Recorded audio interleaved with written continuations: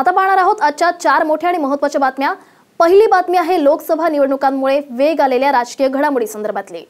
काल रंगीला गर्ल उर्मिला मातोंडकरने काँग्रेसमध्ये प्रवेश केलेला आहे आणि त्यानंतर आज शॉटगन शत्रुघ्न सिन्हा ही भाजपातून काँग्रेसमध्ये प्रवेश करण्याची शक्यता आहे।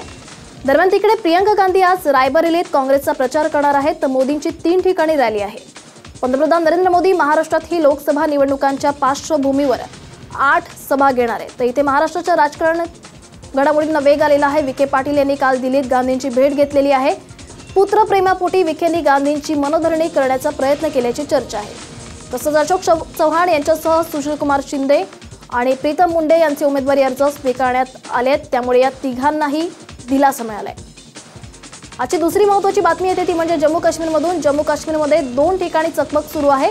हंदवाडा आणि शोपियानमध्ये अतिरेकी आणि लष्कराच्या जवानांमध्ये चकमक सुरू आहे आणि या चकमकीत आतापर्यंत 3 अतिरेक्यांचा खात्मा करण्यात आलेला आहे तर आणखी काही अतिरेकी या ठिकाणी लपले असल्याचा संशय व्यक्त केला जातोय। सध्या या ठिकाणी सर्च ऑपरेशन राबवलं जातंय।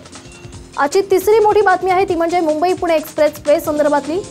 मुंबई पुणे एक्सप्रेसवे वरून जर आज तुम्ही प्रवास करायचा विचार करत असाल तर ही बातमी तुमच्यासाठी महत्त्वाची आहे। एक्सप्रेसवेवर आज 2 तासांचा ब्लॉक घेण्यात येणार आहे आणि यावेळी मुंबईच्या दिशेने येणारी मार्गिका 12 ते 2 या वेळेत बंद ठेवली जाईल। त्यामुळे मुंबई पुणे एक्सप्रेसवेवर आज दुपारी वाहतुकीचा खोळंबा होण्याची शक्यता आहे। दरम्यान आजची चौथी आणि शेवटची महत्त्वाची बातमी आहे झोपेतून जागा झालेल्या रेल्वे प्रशासनाची। गलिच्छ लिंबू पाण्याचा व्हिडिओ व्हायरल झाल्यानंतर रेल्वे स्थानकात लिंबू पाणी विकण्यावर बंदी घालण्यात आलेली आहे।